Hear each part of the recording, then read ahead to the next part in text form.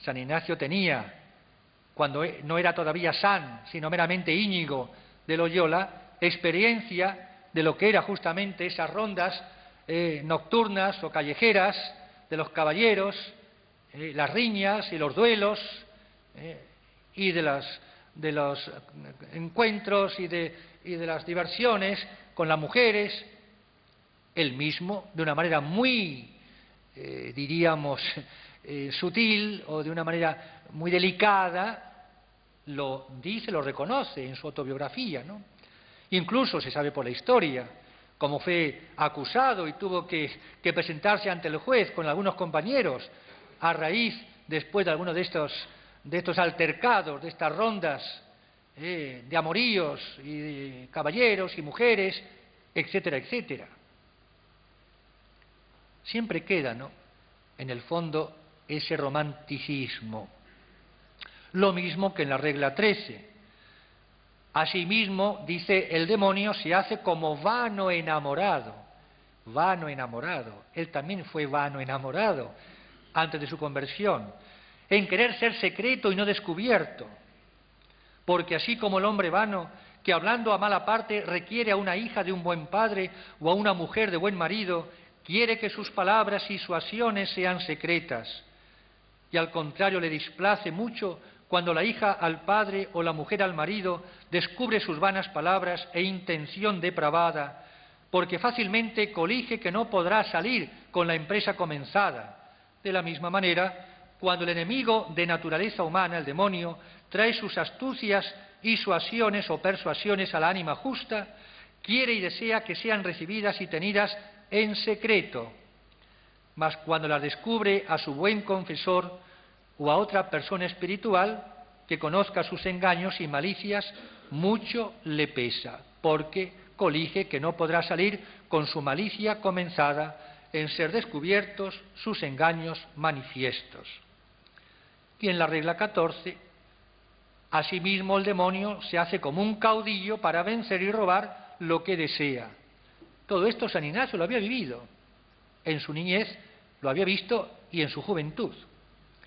Porque así como un capitán y caudillo del campo, asentando su real y mirando las fuerzas o disposición de un castillo, le combate por la parte más flaca, de la misma manera el enemigo de naturaleza humana, rodeándonos, mira en torno todas nuestras virtudes teologales, cardinales y morales, y por donde nos halla más flacos, más débiles, el punto débil, y más necesitados para nuestra salud eterna, por allí nos bate y procura tomarnos. Este fue el ambiente que él vivió en su juventud hasta sus aproximadamente 26 años. Ese enamoramiento, ya más adelante en el plano sobrenatural, que culmina en lo que él denomina tercer grado de humildad, sobre el cual volveremos, porque es realmente el punto cumbre, diría, del esquema de los ejercicios, es decir, la locura de amor, el enamoramiento.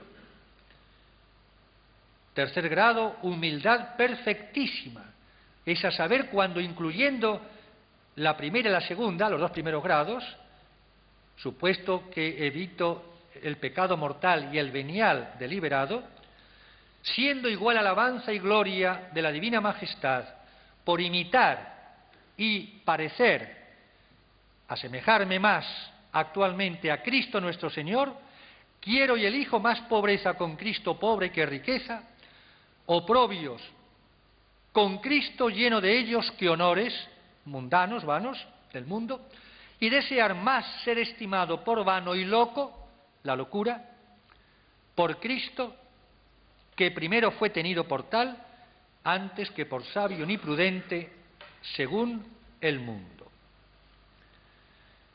Este es el Íñigo de Loyola convertido de caballero en peregrino, cuando a pie o con su mula y su cojera, cojeando, emprende esta peregrinación primero a Montserrat, después a Manresa y después a Barcelona y después nada menos que a Tierra Santa, a Palestina, y después vuelve y después de nuevo Salamanca, Alcalá, de Henares y por último París y después Roma. El peregrino, como así se le llamaba comúnmente, o también como le llamaban el hombre del saco, porque iba todo desarrapado. La locura de desprenderse, despojarse de todo para revestirse la librea de Cristo, la vestimenta de Cristo. Esa locura de amor que le lleva a estudiar con los niños el catecismo, siendo objeto de burlas, de risas, mendigando de puerta en puerta, durmiendo en la calle o por limosna en los hospitales, abandonado totalmente a la divina providencia, exponiéndose incluso en esos largos viajes a morir, ¿no? Porque a veces se encontraba en situaciones sumamente comprometidas, era tenido por sospechoso, por ladrón, asaltante, pasando incluso entre dos fuegos, como por ejemplo en Italia, donde estaban en guerra en aquel momento, maltratando su cuerpo con austeridades, abstinencias y penitencias hasta arruinar totalmente su salud. Se cuenta en la historia que cuando murió en Roma, al hacer la autopsia, se le encontraron el hígado lleno de piedras, los pulmones destrozados, el estómago destrozado, por cualquier cosa que comía y sobre todo por lo que no comía, penitencias que realmente eran verdaderas locuras. Fue apaleado, apedreado, encarcelado, acusado de sospechoso de herejía, que era lo peor que le podía ocurrir a un caballero y a un español en aquella época. Por su natural, deseaba ir desnudo, dice él, con plumas y todo, para hacer el ridículo, y ser tenido por loco, y ser tenido por loco. Verdaderamente cuando leemos, por ejemplo, las aventuras del célebre, simpático hidalgo Don Quijote de la Mancha, encontramos ciertas analogías, ¿no? Quijote de Dios, ¿no? Aventurero de Dios, peregrino de Dios. Don Quijote también soñando en las hazañas que iba a hacer en honor de su Dulcinea querida. Íñigo de Loyola también en honor de Cristo, su Rey divino, de la Virgen Nuestra Señora, su Reina. El Quijote tenido por loco, San Ignacio lo mismo. El Quijote que vive del ideal, de los ideales, el idealista, ¿no? Que vive su mundo. San Ignacio también, aunque con los dos pies bien en la tierra, por supuesto.